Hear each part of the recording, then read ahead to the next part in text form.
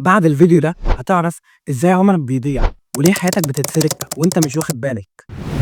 اهلا بيك في الثقب الاسود. انت مش لوحدك، انا وانت ضحية لاكبر عملية سرقة في التاريخ، والسرقة دي مش سرقة فلوسك ولا عقاراتك، دي سرقة عمرك وحياتك. ما تيجي نشوف العلم بيقول ايه ونتكلم بلغة الارقام شوية. الاحصائيات بتقول ان متوسط الوقت اللي احنا بنقضيه على السوشيال ميديا يوميا ساعتين و21 دقيقة. انا عارف ان انت المتوسط بتاعك 30 ساعة يوميا، بس هنفترض ان هو ساعتين و21 دقيقة. يعني بالحسابات كده لو افترضنا انك هتعيش 70 سنة، وعلى افتراض اننا بنبدأ نمسك التليفونات من سن 13 سنة، مع ان انا عارف ان دلوقتي الاطفال بيمسكوا التليفونات من سن 3 شهور، بس هنفترض ان هو من سن 13 سنة. لو عملنا حسابات بسيطة هيطلع اننا بنقضي 5 سنين كاملة على السوشيال ميديا بس. 5 سنين من غير ولا اكل ولا مية ولا اي حاجة.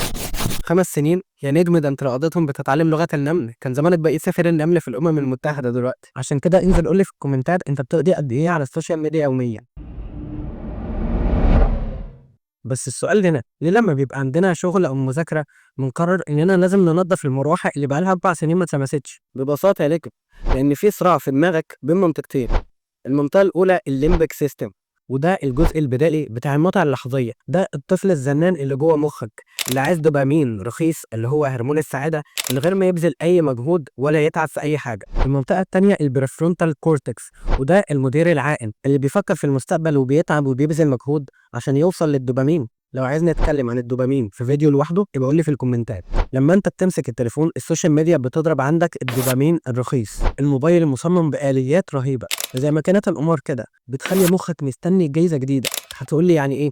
هقول لك لما انت تتنيك تقلب في السوشيال ميديا مخك بيبقى مستني حاجه جديده، بيبقى مستني ريل جديد او بوست جديد او حوار جديد على السوشيال ميديا. وده ببساطه لاني لو سالتك تاخد الدوبامين من انك تتنيك تقلب شويه على السوشيال ميديا ولا انك تنزل تتمرن في الجيم ساعتين او تعمل شغل او تذاكر، اكيد هتختار انك تقلب في السوشيال ميديا. المذاكره او الشغل دي مكافاه مؤجله، يعني هتحتاج تتعب وتبذل مجهود كبير عشان تحصل على الدوبامين في الاخر. عشان كده مخك بيفضل السوشيال ميديا، لانك في الحاله دي هتحصل على الدوبامين من غير ما تبذل مجهود ولا تتعب ولا اي حاجه. في دراسه مشهوره للكاتب تيم فيشل، يا رب اكون قلت اسمه صح، بتقول جمله عبقريه جدا: regulation problem not a time management problem.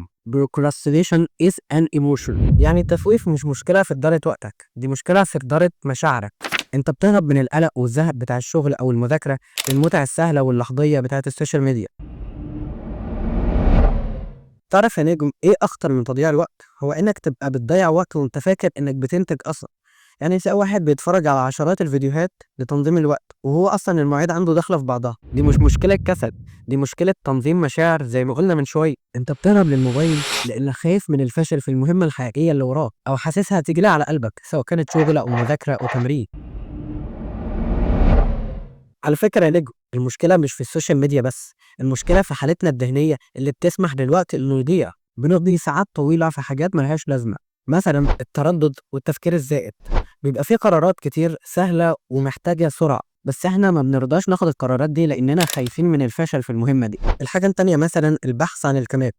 لما بيبقى وراك شغل او مذاكره بتقول لا، انا لازم الاول انضف المكتب، او لازم اجيب كرسي جديد، او لازم اجيب القلم اللي بيكتب 15,000 لون. وفي الاخر مش هتبدا ولا هتعمل اي حاجه. بس السؤال هنا، هو احنا ليه بنعمل كده؟ ببساطة لأن مخنا فيه آليات هروب غريبة. رقم واحد الخوف من الفشل، بنفضل إننا ما نعملش الحاجة أحسن ما نعملها ونفشل، مع إن في دراسات بتقول إن الإنسان في نهاية عمره بيندم على الحاجات اللي هو ما عملهاش أكتر بكتير من الحاجات اللي هو عملها وفشل. رقم اتنين المتعة الفورية، دماغنا بيحب المكافآت السريعة زي السكر والفاست فود والريلز أكتر من المكافآت الطويلة زي الشغل والمذاكرة والتمرين. أنا عارف إنك زهقت وعايز تعرف إيه الحلول اللي نقدر نقضي بيها على تضييع الوقت. في حلول كتيرة جدا جدا، ولكن أنا هقول لك على أهم 6 حلول، وآخر حل هو الأهم بالنسبة لي. الحل الأول قاعدة ال10 دقايق. لو وراك مهمة تقيلة قول لنفسك أنا هعملها 10 دقايق بس، ودي ليها مبدئين في علم النفس. المبدأ الأول كسر حاجز البداية. أصعب حاجة في أي مهمة هي البداية. لما أنت بيبقى عندك مهمة تقيلة مخك بيصور لك إن ده جرى الكبير جلدة، عشان كده إحنا بنضيع وقت هروبا من القلق ده. لكن لما أنت تقول أنا هعمل المهمة دي لمدة 10 دقايق بس، كده انت بتصور لمخك ان الحمل ده خفيف وانك تقدر تعمل المهمة فعلا.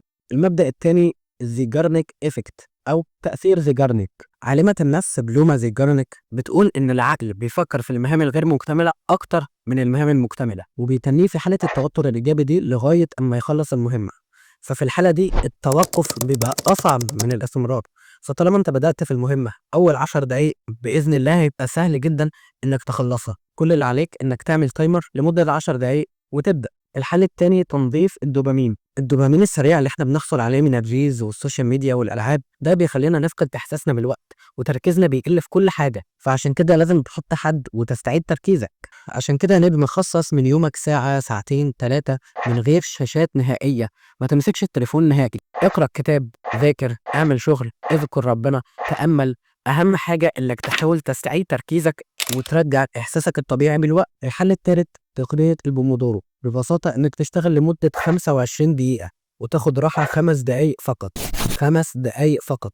just 5 minutes. ما تروحش تمسك التليفون وتقعد تقلب لي 3 ساعات. التقنية دي هتمنع الإرهاق وهتحافظ على نشاط دماغك. الحل الرابع قاعدة ال5 ثواني. دي أداة ذهنية بسيطة ولكن قوية جدا جدا جدا.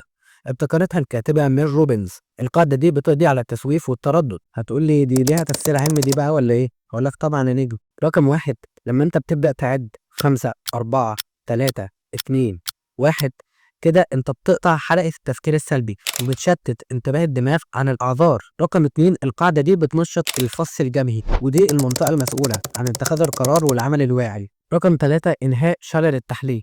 لما انت بتعد العد ده وتقوم تعمل المهمة اللي وراك على طول ده مش هيخليك تحلل ولا تقول أعذار.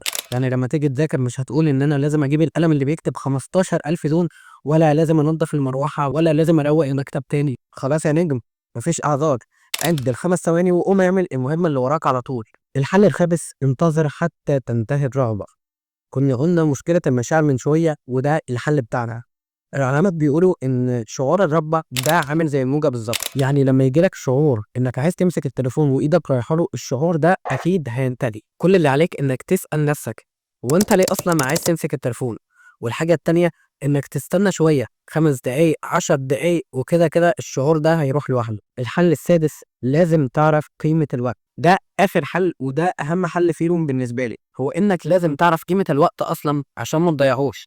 عشان كده استنى الفيديو الجاي باذن الله هنتكلم عن قيمة الوقت. وطبعا هنا مش محتاج اقول لك لازم تعمل لايك واشتراك وشير وتكتب كومنت تقول لي رايك في الفيديو. واخيرا اعلم ان الدنيا طريقين فاختر لنفسك ما شئت، فالجنة والنار قادمتان مهما فعلت.